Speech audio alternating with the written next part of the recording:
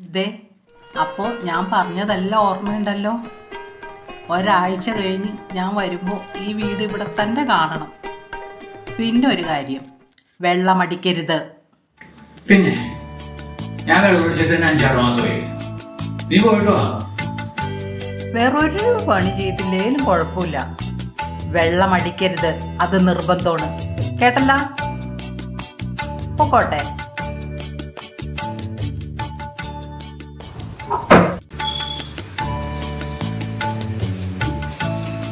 സ്വർഗത്തിലോ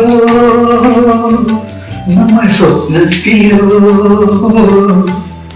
സങ്കൽപ്പഗന്ധർവലോകത്തിലോ.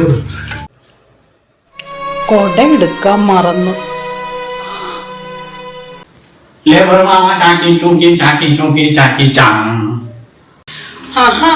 ഞാൻ ഇറങ്ങിയപ്പോ തന്നെ തുടങ്ങിയല്ലേ, ഞാൻ പോണില്ല.